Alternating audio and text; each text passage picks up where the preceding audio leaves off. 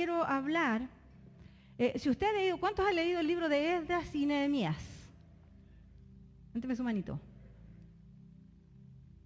Los que no lo han leído, léanlo. En el libro pero ahora se lo voy a resumir, pero este resumen que yo voy a hacer no lo exime de leer el libro de Esdras y Nehemías, ¿ok? Porque yo voy a hacer un condensado, bien condensado, así bien chiquito. Estos dos libros nos cuentan sobre el periodo de retorno del pueblo de Israel luego del cautiverio de Babilonia, ¿ok? Y de la reconstrucción del templo y de la ciudad. ¿Ve? Yo ahí le resumí los dos libros, así que en 3 frases yo le resumí los dos libros, pero usted tiene que leerlo porque todo lo que pasa en esos dos libros, wow, usted se da cuenta que es buenísimo. Entonces, la Jerusalén que Esdras y Nehemías tuvieron que reconstruir había perdido todo el esplendor del tiempo de Salomón. La ciudad que ellos encontraron cuando volvieron estaba destruida, estaba en ruinas. Nada de lo que había sido levantado durante el tiempo de Salomón ya quedaba. Habían espinos, habían crecido uvas silvestres, todo eso había crecido y todavía ya no había nada, estaba todo destruido, estaba quemado. Y el pueblo de Israel tuvo que volver a edificar, a construir. Tuvo que volver a levantar lo que ya no había, lo que se había destruido, lo que se había quedado. Mientras que en el tiempo de Salomón, todos los reyes de la tierra querían estar con el monarca del pueblo de Israel, con el rey que en ese tiempo estaba en Israel. Durante el tiempo de Esdras y Nehemías era todo lo contrario. Nadie quería saber nada del pueblo de Israel, incluso había muchos oponentes a que esto se realizara, a que la edificación se realizara. Y cuando usted lee estos libros, usted se da cuenta del sabotaje que hubo, de los problemas que se levantaron, de la falta de recursos que habían, de la falta de mano de obra que había para poder levantar la obra. Y lo más tremendo en esto es que usted se da cuenta cuando usted lee estos libros que al final sí se pudo hacer. Sí se pudo reconstruir, se pudo levantar la obra, se pudo hacer levantar lo que había sido quemado.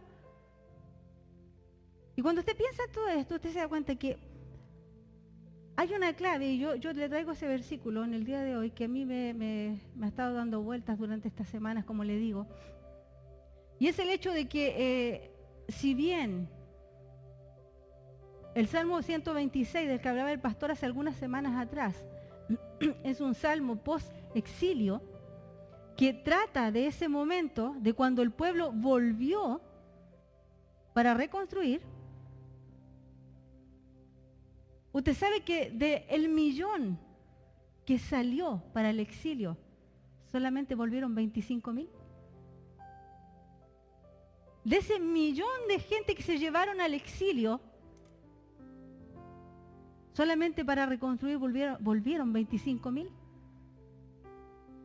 Y usted sabe lo que es más sorprendente, que cuando usted lee los salmos, usted se da cuenta, y en otras partes de la Biblia, dice que cuando ellos estaban en el exilio, cuando estaban alejados de Jerusalén, cuando estaban alejados en cautiverio, usted sabe que dice de que el pueblo se lamentaba de no estar ahí. De no estar en la casa de Dios, de no estar en su presencia, de no estar el pueblo reunido. El pueblo se lamentaba y dice que lloraban y se lamentaban y sufrían por no estar en ese lugar, porque estaban lejos. Pero aún así, del 1.000.000 solamente volvieron 25.000. Y usted sabe que esto me hacía pensar y meditar en el asunto siguiente. Y es que ya varios pastores, el pastor May lo mencionó, nuestro pastor también, Patricio, también lo mencionó, de que en distintos lugares, no solamente aquí en Montreal, sino que en otros lugares, lo vimos en Chile también, cuando las iglesias se abrieron, de todos los que salieron, de todos los que estuvieron en sus casas, usted sabe que el porcentaje que volvió es mínimo, es como lo que yo le estoy diciendo. Y yo estoy segura que muchos se lamentaron cuando estaban en sus casas, que no nos podíamos reunir, que ya cuándo nos vamos a reunir, que cuándo vamos a poder adorar al Señor todos juntos, que cuándo vamos a estar todos reunidos. Pero cuando el momento llegó, como le pasó al pueblo de Israel, no todos volvieron. No todos volvieron. Y como le digo, no es solamente en esta ciudad. Es un fenómeno mundial en la iglesia, en todo el pueblo, que fue afectado por el asunto esto de la COVID. Es un asunto mundial. No todos volvieron. Es que la necesidad cambió. Es que la necesidad de Dios cambió. La necesidad que tenemos como iglesia, como pueblo, hacia nuestro Dios cambió. No. ¿Qué cambió?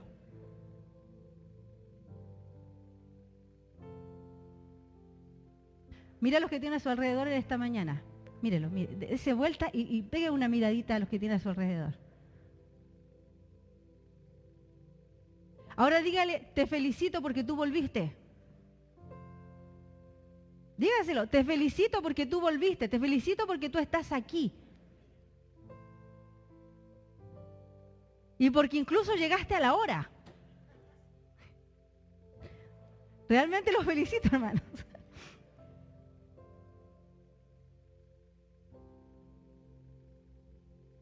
Es una verdad que podemos ver en este tiempo lo que está sucediendo.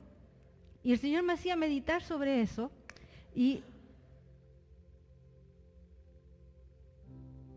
yo decía, ¿en qué consistió el triunfo que el pueblo de Israel logró al volver y reconstruir? Al volver y levantar. Y yo me di cuenta que en Esdras 1:5 dice: entonces se levantaron los jefes de las casas paternas de Judá y Benjamín, y los sacerdotes y levitas, y todos aquellos cuyo espíritu despertó Dios, para subir a edificar la casa de Jehová, la cual está en Jerusalén.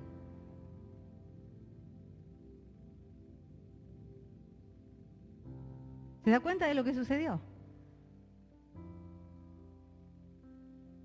¿Se da cuenta de lo que sucedió? Note que dice, todos aquellos cuyo espíritu Dios despertó.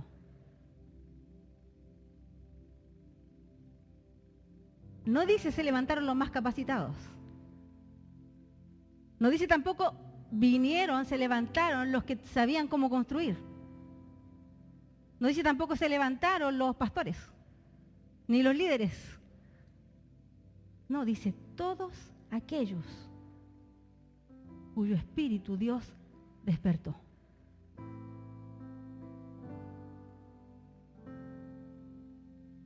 Así que en esta mañana vamos a hablar de sueños. ¿Cuántos dormidos hay por ahí?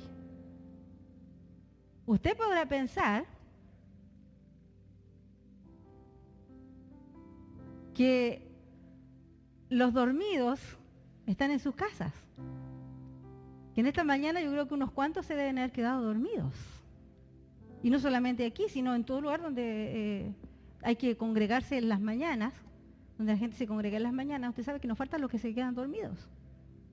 Pero usted sabe lo que sucede cuando usted se duerme. Usted dice, me descanso, reposo. Pero espiritualmente sucede algo terrible.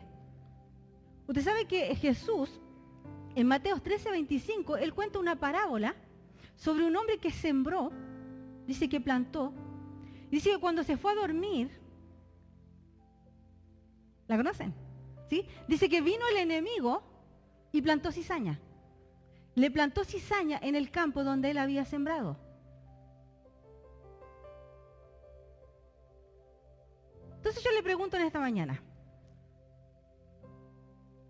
¿es que usted, durante el tiempo que estuvo en su casa, se acomodó de tal manera como el pueblo de Israel, cuando tenía que volver, cuando era el momento de regresar,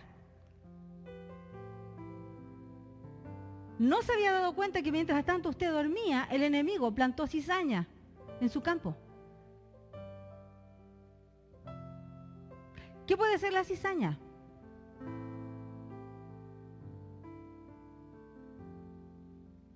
fatiga espiritual. Cuando, desánimo, gracias. Desánimo, fatiga espiritual, pereza. ¿Sí? Cuando podríamos pensar que el hecho de haber estado lejos, podríamos, descansamos lo suficiente. ¿Sí o no? El hecho de estar lejos ya descansamos lo suficiente como para haber vuelto con esa energía suficiente para poder reconstruir, para poder levantar, para poder alcanzar a aquellos que se durmieron y que no se han despertado. ¿O no? Pero cuando el enemigo viene a tu campo y planta cizaña, cuando tú estás durmiendo, eso afecta a tu vida. Eso afecta a tu vida. Y como le digo, usted puede pensar que los que están durmiendo, que los que no vinieron, esos son los que están durmiendo. Pero hay algo que a mí el Señor me hizo notar y es de lo que yo quiero compartirles en esta mañana. Que está bien, nosotros sabemos que hay gente que está dormida. ¿Cuántos saben que hay hermanos cristianos que están dormidos en estos momentos? Chequea a su alrededor si hay alguno por ahí que está durmiendo. Sí, por aquí hay alguno, me dice. No, hay hermanos que están durmiendo en este momento. Sí, y no solamente aquí. Los hay en Chile, los hay en México, los hay en todo lugar, los hay en todo lugar. En este momento hay cristianos que deberían estar activados en el cuerpo. Después de todo lo que sucedió, usted sabe que esto nos dejó a la iglesia un panorama de lo que el mundo necesita. Sí, esto nos dejó a la iglesia un panorama de lo que el mundo necesita, una visión de la necesidad que hay ahí afuera. Por lo tanto, la iglesia tendría que haber vuelto con sus motores, pero ¿cómo se dice? A toda máquina. ¿Me entiende? ¿Cuántos hijos de Dios hay en este lugar? Levante su mano. ¿Cuántos han recibido a Jesucristo como Señor y Salvador de su vida? No, levánteme bien la mano en alto, porque si no, a los que no, para poder hacerles el llamado.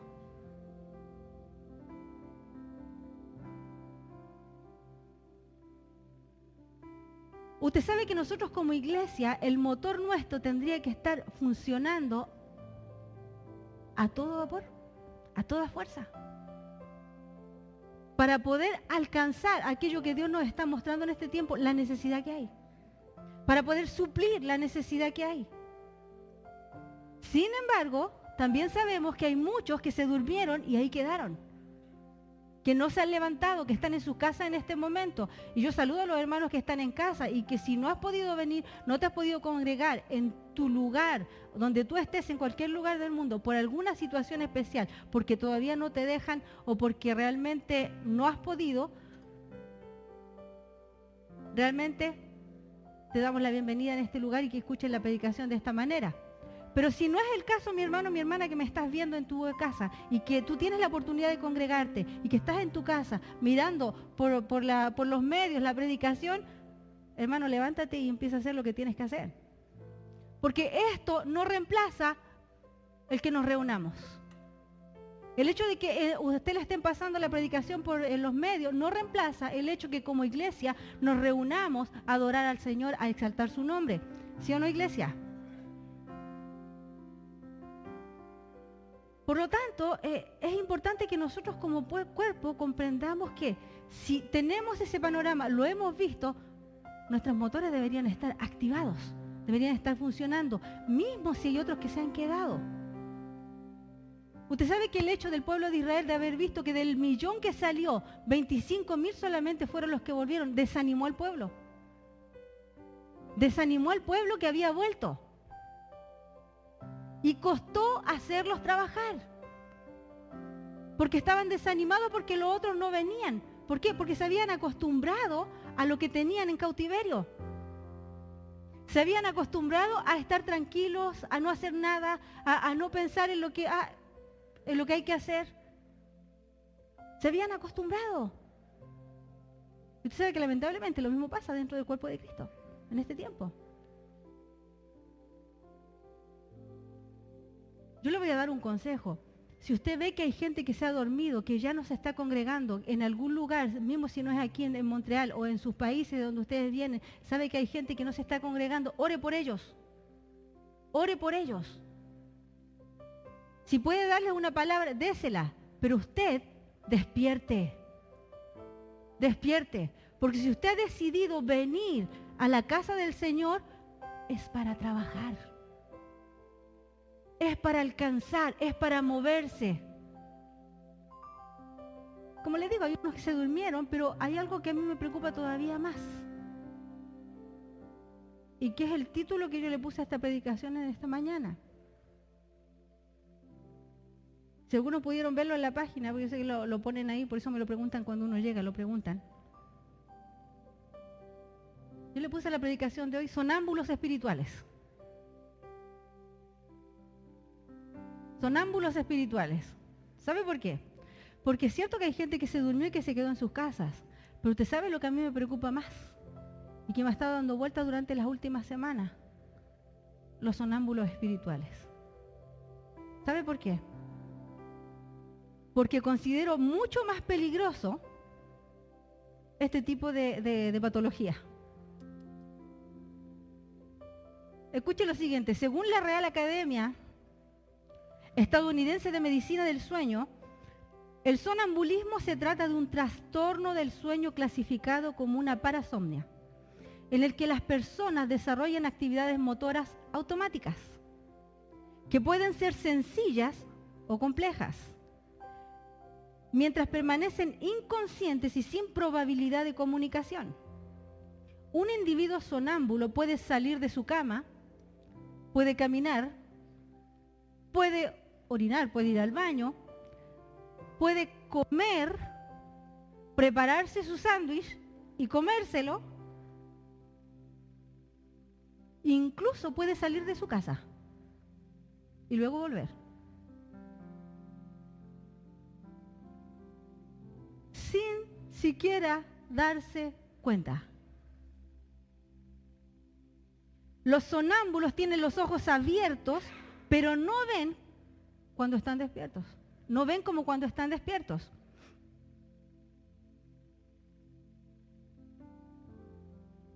Los sonámbulos tienden a volver a la cama por iniciativa propia y a la mañana siguiente no recuerdan haberse levantado por la noche.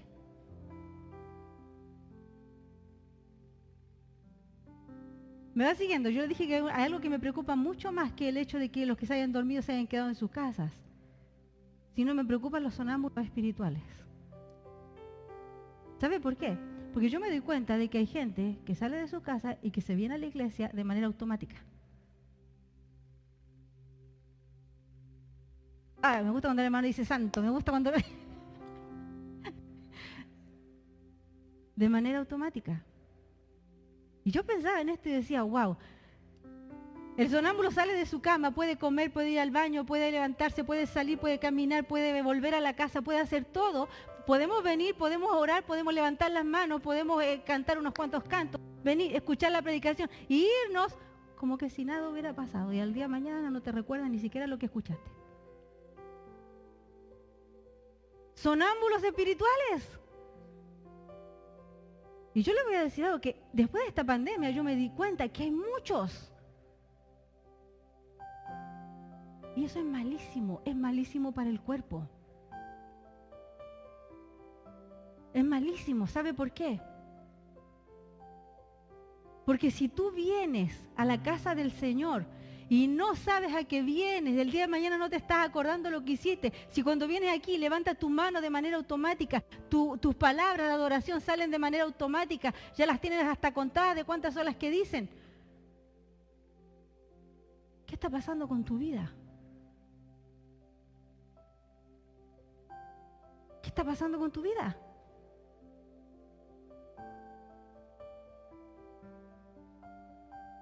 Mucha gente está sufriendo de esta patología dentro de la iglesia en este momento, del sonambulismo espiritual. Que vienen, pero no están.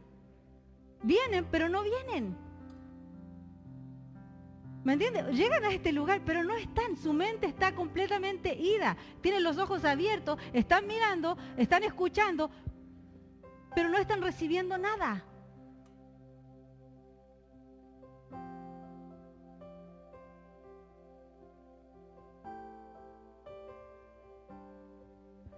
Usted sabe que a esta gente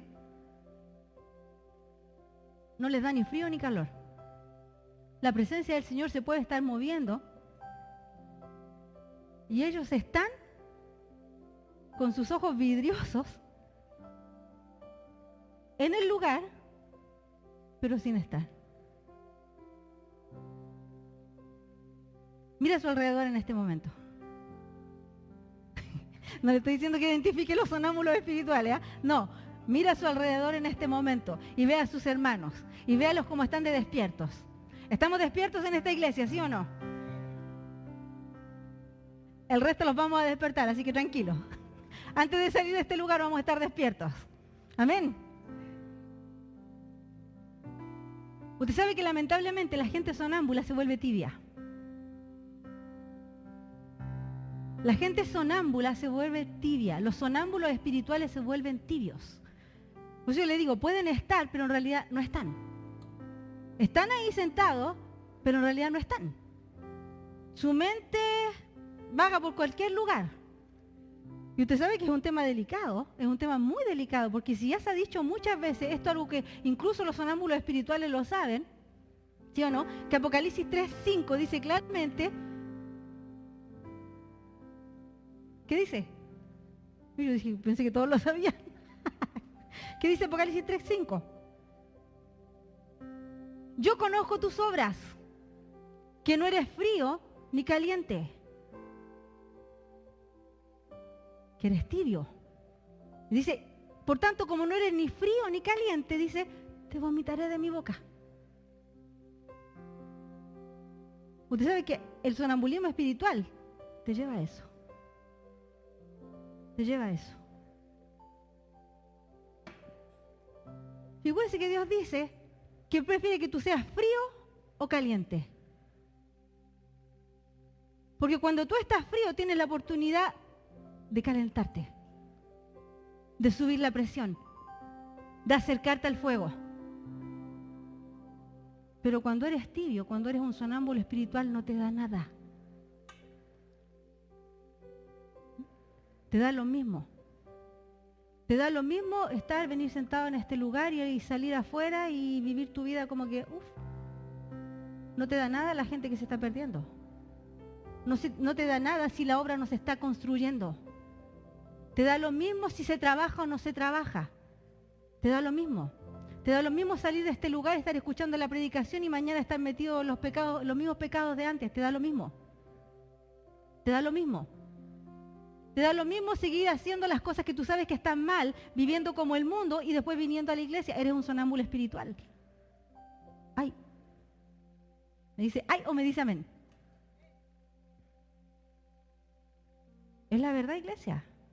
Es la verdad. Por eso que es tan importante que su mente sea transformada. Los pastores lo repiten y lo repiten y lo repiten. Incluso yo he escuchado gente, ay, de nuevo con lo mismo. De nuevo con lo mismo, mi hermano, porque no te entra. De nuevo con lo mismo, mi hermano, porque no te entra. No te entra. Si tú eres un tibio espiritual, tú sabes lo que te espera. Tú sabes lo que te está esperando. Los sonámbulos espirituales son peligrosos. ¿Sabe por qué? Porque se adaptan a esta manera. Están ahí y pasan desapercibidos por el resto. Honestamente se lo digo, pasan desapercibidos por el resto. Por el resto me refiero por los que están calientes en el Señor, los que tienen el fuego encendido. Pasan desapercibidos. ¿Sabe por qué? Porque se mezclan ahí con el resto. ¿Sí? Pasan desapercibidos porque cantan, levantan sus manos, oran. Hacen todo, hacen todo. ¡Qué tremendo! Hacen todo. Pero ¿usted sabe quién hace la diferencia? ¿Usted sabe quién hace la diferencia?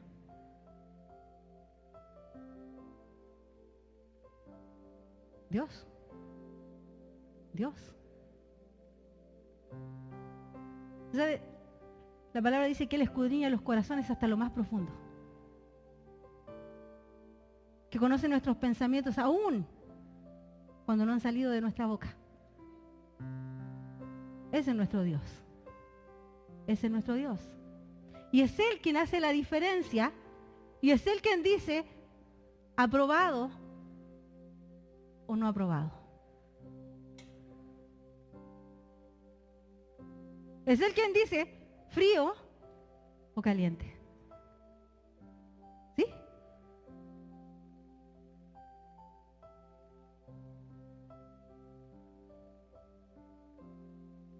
Este es un tema delicado, porque como les digo, lamentablemente la iglesia se adaptó a un sistema.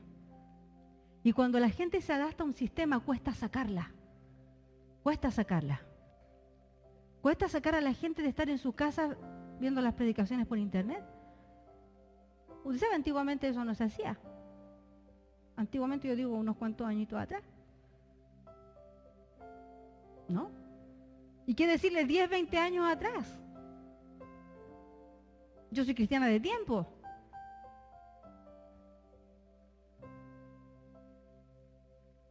Antiguamente no había eso.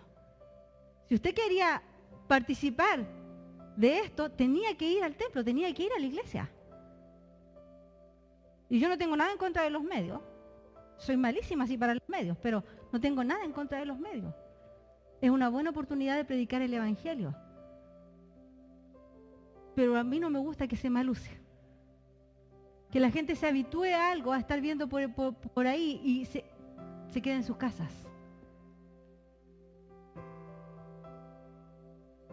No puede ser, no puede ser. No puede ser que se pierda tanto tiempo metido en los medios que el tiempo que usted invierte en buscar del Señor. ¿Sabe que la gente en este tiempo gasta más tiempo metido en los medios que buscando de Dios? Por eso que tenemos tantos sonámbulos espirituales. Porque han perdido algo que nunca deberían haber perdido. Cuando usted se vuelve tibio, ¿sabe cómo sucede eso? Si alguna vez usted recibió al Señor Jesús como Salvador de su vida y el Espíritu Santo vino a su corazón, usted sabe que hay una llama que se encendió en usted. Y cuando esa llama comienza a apagarse, comienza a menguar paulatinamente, de acuerdo a su búsqueda, de acuerdo a lo que usted hace, de acuerdo a su comportamiento como hijo de Dios, tarde o temprano usted se enfría. Usted se enfría. Tarde o temprano usted va a llegar a este lugar, se va a sentar y va a comenzar a dormirse durante la predicación. Tarde o temprano usted va a llegar a este lugar y va a ver que los demás adoran y alaban a Dios y a usted va a cantar, simplemente va a abrir su boca y van a salir las palabras, pero usted no va a sentir nada. No va a sentir agradecimiento, no va a sentir nada, sus palabras simplemente van a salir. Porque usted no se dio cuenta cómo su calor espiritual fue bajando y usted se enfrió o se volvió un tibio.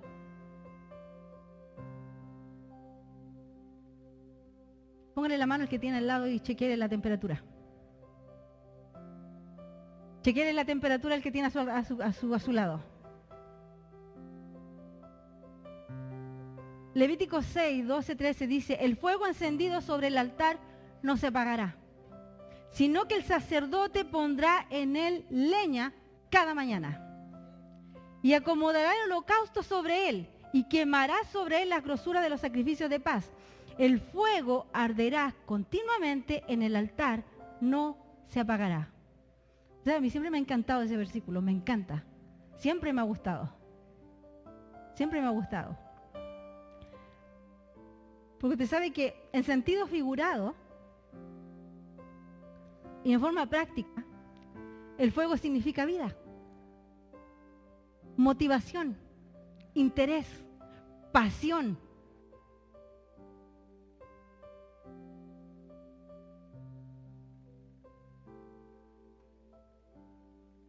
Usted sabe que esto nos enfoca al hecho de que el fuego no se apagará, es una ilustración apropiada de la obra de entregarse completamente a Dios. Completamente a Él. Venir como un sacrificio.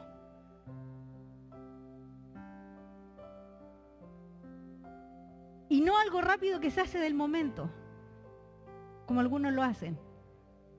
Como le digo, que los sonámbulos espirituales vienen a este lugar, se cantan unas 2 o 3 canciones, unos cuantos aleluya y nos vamos para la casa. No.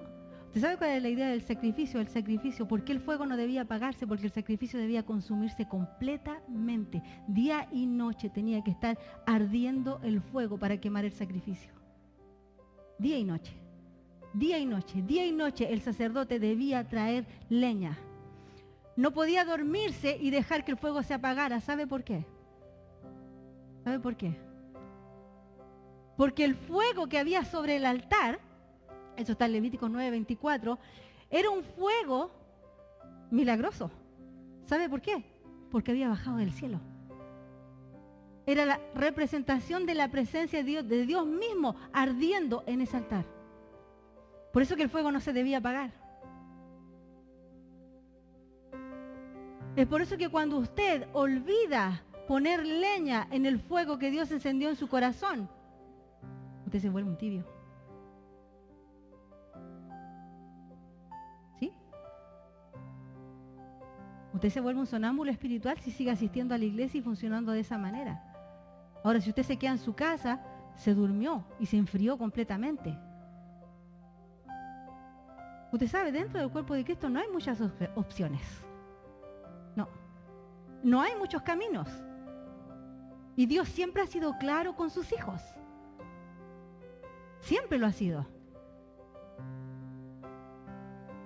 Más claro no hay. ¿Tú eres frío o caliente? Se acabó. Se acabó. No hay muchas opciones. O tú eres o no eres. Así de simple. Dígale que tiene al lado. O tú eres o no eres. O tú eres o no eres. No hay más. No hay más.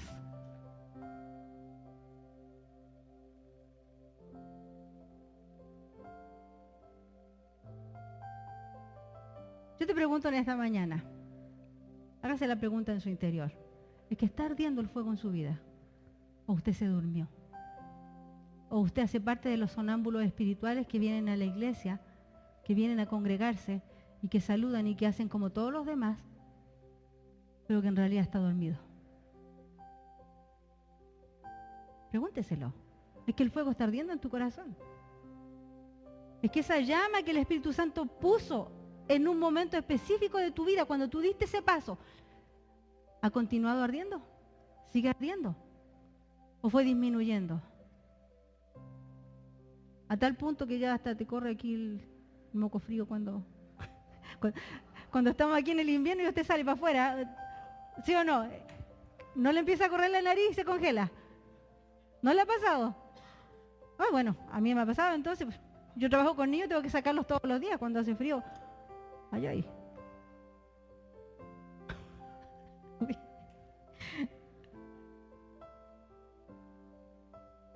Es que el fuego está ardiendo en tu corazón. Hágase la pregunta.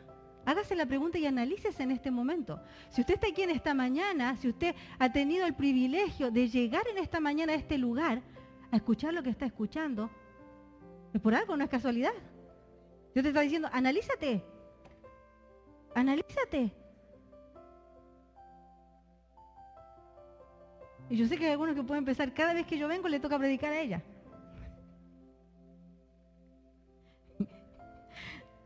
Pero pregúntate entonces, ¿es por algo? ¿Sí o no? ¿Es por algo? ¿Cómo está el fuego en tu corazón? ¿Es que está encendido? ¿Es que está ardiendo? ¿O se ha ido disminuyendo? ¿O se está apagando? ¿Es que sigues sintiendo lo que sentiste cuando recién viniste? ¿Usted sabe que la palabra dice que nosotros tenemos que ir en aumento y no en descenso? ¿No en descenso? ¿Tenemos que ir aumentando y no menguando? Bueno, se nos pide que menguemos en otras áreas, pero no en esa. No en tu pasión, no en tu devoción, no en tu búsqueda. Tú no puedes menguar en esa área. Al contrario, eso tiene que crecer. Porque de eso va a depender, ¿sabe qué? De eso va a depender tu labor en el reino. De eso va a depender tu trabajo en el reino. De eso va a depender lo que tú das al Señor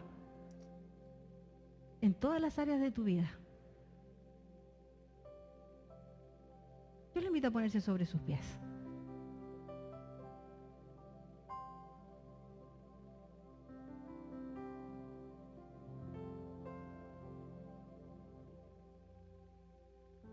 El apóstol Pablo en el libro de Romanos, capítulo 12, versículo 1, dice: así que, hermanos, os ruego por la misericordia de Dios que presentéis vuestros cuerpos, ¿cómo? Como sacrificio vivo, santo, agradable, dice, a Dios, que es vuestro culto racional. Sacrificio vivo. Si bien es cierto, el pasaje de Levíticos que leímos hace un